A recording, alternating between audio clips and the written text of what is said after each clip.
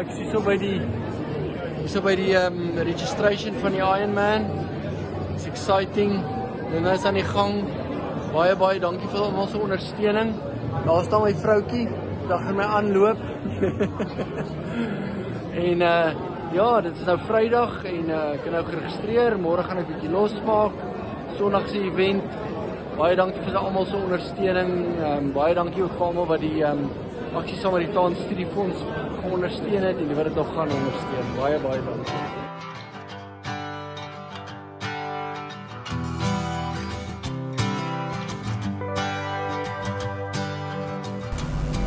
Goeiedag en baie welkom by nog 'n digitale boodskap hier vanuit Mosselbaai Moedergemeente. Dit is ons 'n voorreg om saam met jou ook op hierdie platform saam te kuier en hierdie leidingstydpad te stap op pad na Goeie Vrydag toe. En in hierdie tyd vra ons juist die vraag vir onsself af, kan daar uit doodsheid uit lewe kom? En 'n interessante verhaal waarby ek vandag saam met jou wil stilstaan hier uit 2 Konings 13 uit. En dit is die einde van Elisa, die groot profeet in die Ou Testament se lewe. En toe hy gesterf het en dan nog na sy afsterwe, so laaste wonderwerk wat gebeur daar uit. Lees saam met my hierdie baie interessante verhaal uit 2 Konings 13, net die 2 verse, vers 20 en 21, en dan staan daar, Elisa het toe gesterf en hulle het hom begrawe. Moabitiese roofbendes het met die aanbreek van die jaar die land binnengeval. En terwyl mense besig was om 'n man te begrawe, sien hulle skielik die bende. Hulle gooi toe die man in die graf van Elisa en gee pad. En toe die man aan Elisa se beendere raak, het hy lewendig geword en regop gestaan. So kort verhaaltjie van wonder, selfs nadat Elisa dan gesterf het, wat ons hier uitlees. Nou, Elisa begin hierdie verhaal met die dood van hierdie groot profeet. En hy het mos die leiersels oorgeneem by sy voorganger Elia. Hy leef hier in die jaar rondom 850 na 800 voor Christus toe. En hy is die ou gewees wat ons gebid het voor Elia in die hemel opgeneem is. Hierdie aangrypende pleidooi om te sê, kan ek dalk dubbel soveel porsie van die gees kry as wat jy het. En so was dit ook gewees. Jy kan die wonderwerke van Elia en Elisa gaan tel, en hy het omtrent dubbel soveel wonderwerke as Elia gedoen. Maar in hierdie tyd waarin hy geleef het, is daar in die land Israel hierdie geestelike en nasionale krisis waarin hulle verkeer. Jerobeam die tweede is op die troon en hy is 'n koning wat eintlik ongeregtigheid aangevuur het. Die land het geestelik verarm, het afgodsbeelde begin aanbid. Die profete en die mense wat opgestaan het vir God, het eintlik na die agtergrond toe geskuif. En hierdie verbondsverhouding wat daar tussen God en Israel was, het verbreek. Aan die politieke kant het dinge sleg gegaan. Swak politieke leiding gewees en hier was hierdie vyande wat Israel se land omring het. Die Aramiete en dan nou die Moabiete, veral wat in hierdie tyd ons lees die grense van die land dan keer op keer binnengedring het. En hierdie bedreiging van die vyande en die swak politieke leiding het aanleiding gegee tot 'n ekonomiese krisis waarin die land gedompel was. En nie net met hulle verhouding met die naburige lande en volke nie, nee, onderling het die Israeliete ook onder mekaar beklei. En hierdie mense wat in die noordelike deel van die land gebly het, meermale beklei dan ook met die ouens in die suidelike deel van die land. En so het alles hopeloos gelyk in die land. of hulle na buite gekyk het, internasionaal, of na hulle self binne in die volk, was dinge maar hopeloos. Dit klink nogal baie soos 'n wêreld waar binne ek en jy vandag moet leef, nie waar nie? Dis die wêreld waarin ons leef, waarin ons nie eintlik veel kan doen nie. Ons moet hier binne 'n bestaan maak, en dan praat ek ons nie nog eers van my en jou persoonlike krisisse, van nood en hartseer waardeur ons ook moet veg nie. Net soos vandag het ons wêreldwyd ook hierdie uitdagings van korrupsie en gemeenskappe wat verwoes word deur geweld en ekonomiese druk en wanhoop en onderlinge striwelinge met mekaar. Dikwels is ons baie soos Israel op hierdie plek, wanhoopig, dat ons nie weet waarom volgende dan te gaan nie. Maar kyk, God werk juis in sulke oomblikke. Dis waarin hy spesialiseer. Ons lees hier dat hierdie groot profeet Elisa oorlede is. Hy is die enigste een wat teen hierdie onreg in die land opgestaan het, en nou is sy liggie ook uitgeblaas. En wat dan nou? En terwyl daar van hierdie Israeliete dan besig is met 'n begrafnis, daar kom 'n begrafnisstoet verby, en hulle loop met hierdie liggaam van die man wat oorlede is, kom daar juis een van hierdie Moabitiese rowers in die gebied binne. En in hulle nood en in hulle paniekheid, vat hulle hierdie liggaam en hulle gooi hom daar in die naaste plek wat hulle kan sien, wat toevallig toe nou Elisa se graf is. En toe hierdie liggaam aan Elisa se gebeendere raak, word hy lewendig. Kyk wat gebeur hierso. Terwyl hierdie mense paniekbevange is, en net uit hulle situasie uit wil ontsnap waarin hulle is, loop hulle vas in die teenwoordigheid van God. Loop hulle vas in die lewegewende teenwoordigheid van God. Hy wat uit doodsheid uit kan lewe skep. Kyk gou hier. Waar loop ek en jy God raak? Waar loop ons God raak? Soms dink ons as gelowiges dat ons God raakloop in hierdie uitskieter gebeurtenisse, dinge wat met ons gebeur. Want dan skryf ons dit tog mos maklik toe aan die hand van God. Soos wanneer mense wonderbaarlik gesond word. Of wanneer jou besigheid swaar kry en terwyl jy besig is om te bid daar voor die oggend, lui jou telefoon en daar's 'n kontrak wat skielik deurkom en jou in hierdie tyd deurdra. Maar as ek na hierdie storie kyk, dan lyk dit vir my ek en jy, loop ons ook vas in God op die onwaarskynlike tye, wanneer ons dit die minste verwag het, selfs nie eers daarvoor gepleit het en gebid het nie. Hierdie mense wat hierdie lijk in Elisa se graf ingooi, is nie daarop uit om 'n wonderwerk van die Here af te bid en in geloof te staan en dit van hom af te smeek nie. Trouwens, dis hier in hulle bangheid en nood wat hulle optree en hulle daar self loop in die wonderwerkende krag van God. Ek en jy loop ons vas in God terwyl ons besig is met ons daaglikse roetine, en as jy soos ek is, beteken dit dat ek dikwels besig is om net te swem, om kop bo water te probeer hou, reg in die middel van my chaos en my vrees. Ek en jy, kerk, ons moet waaksaam wees, ons harte moet oop bly, dat ons gereed is om God se lewegewende teenwoordigheid enige oomblik in ons lewens te kan verwelkom. Want dit is die storie van die Bybel. Dis die storie van God, is dat hy uit doodsheid uit lewe skep. Van die begin af, reg deur die Ou Testament, tot en met Christus, wat kom en uit doodheid uit lewe bring. En dan kom Paulus en hy kom verwoord hierdie lewe wat Christus in my en jou lewe bring op hierdie pragtige manier in Romeine 8 vers 11. En dan skrywe Paulus daar in Romeine 8 vers 11.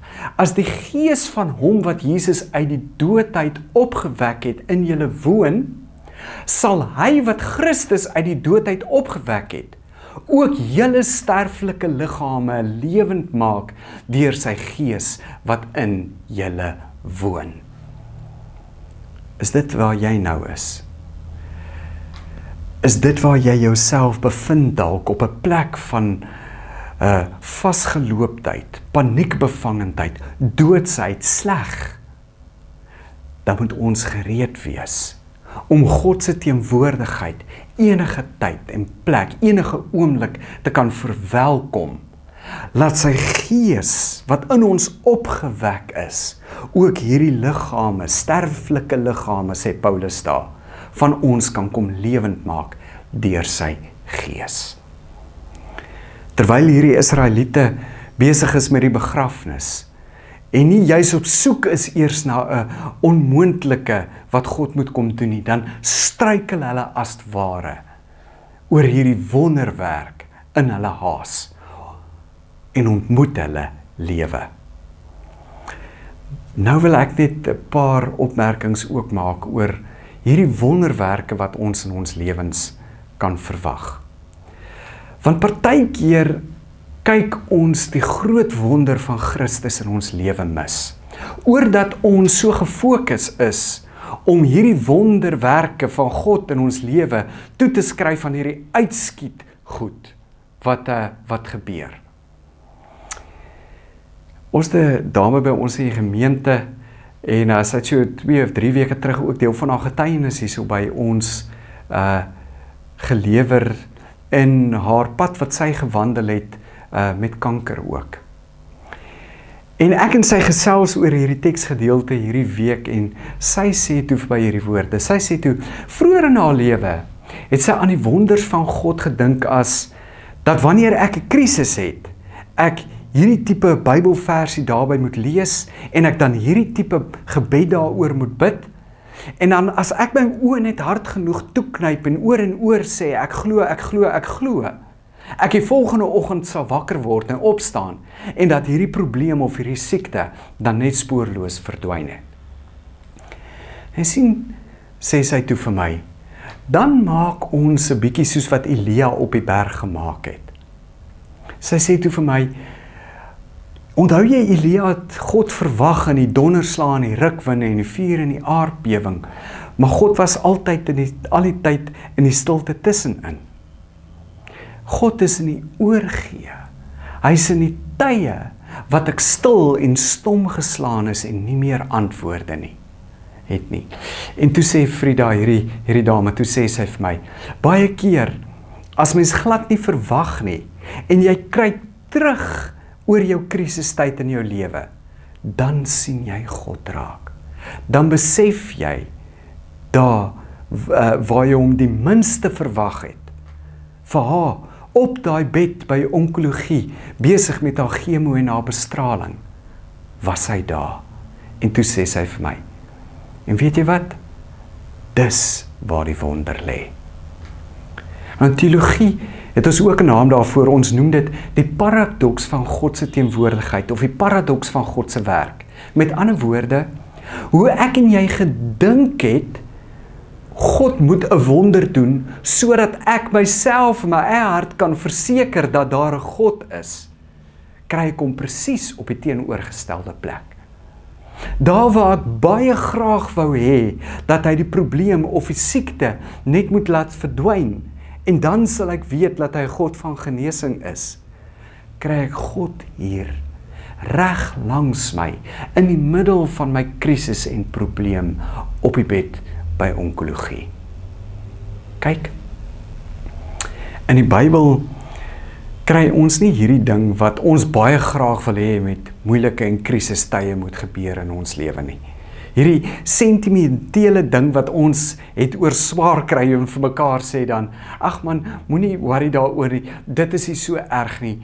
Hierdie slegte goed, God gaan dit net gebruik, God het dit oor jou pad laat kom, sodat hy vir jou iets uit kan leer of jou 'n beter mens kan maak. Ons kry nie daai goed in die Bybel nie. Nee, die Bybel sê vir ons, slegte goed is sleg. Dit is sleg en dit bly sleg. Maar is nie die einde nie. God omvorm ook die slegte om tot die goeie toe. Met ander woorde, kom ek sterker aan die ander kant uit. Nie dat ons die slegte dinge moet kyk en dan vir mekaar moet sê, ag, is nie so sleg nie. Daar's 'n goue randjie aan die kant van hierdie wolk nie. Nee, sleg is sleg. Maar jy weet wat doen God?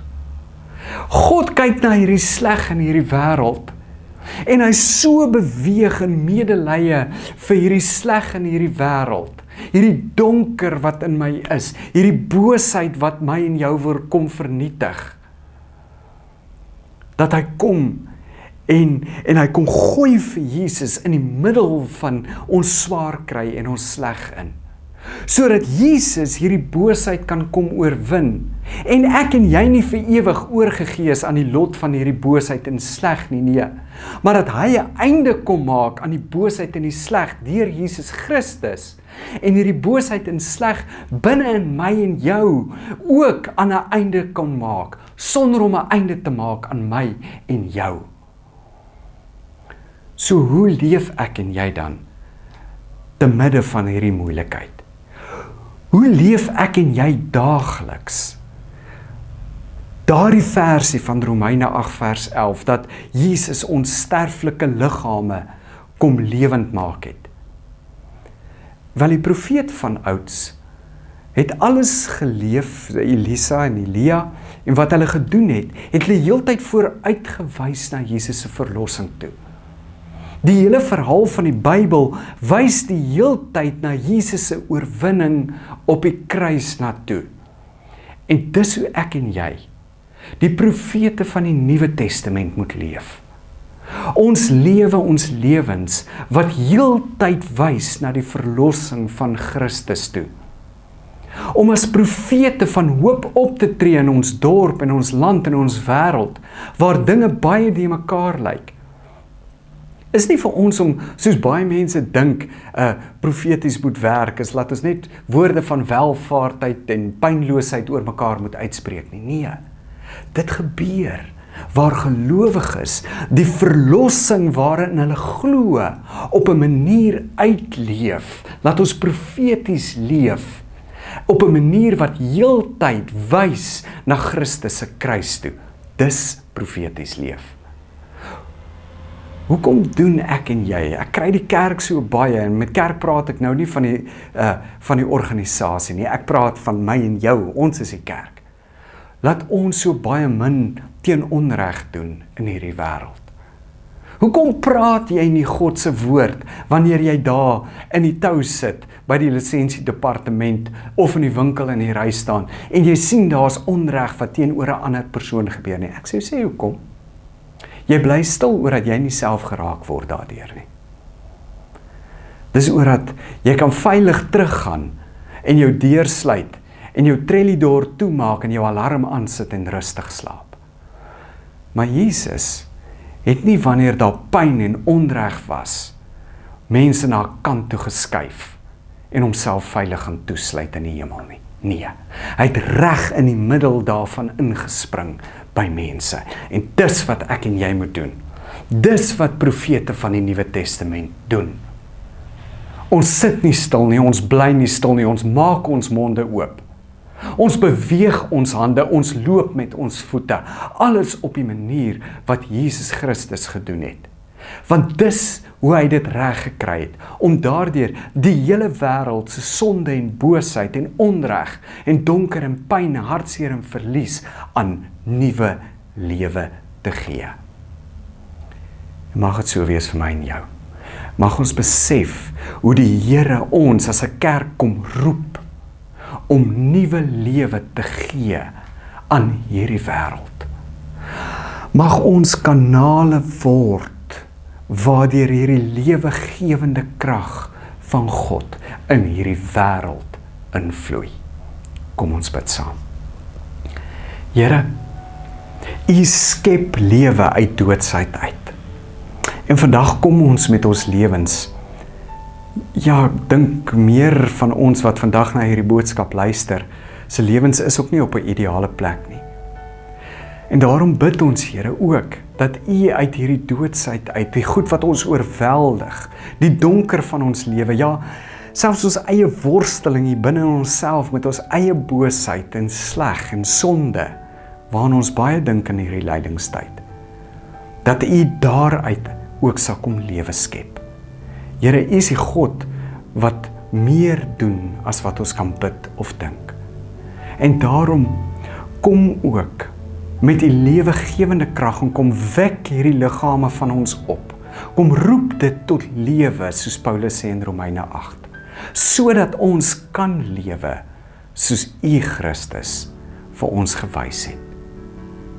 Laat ons profete van hoop wees in hierdie wêreld.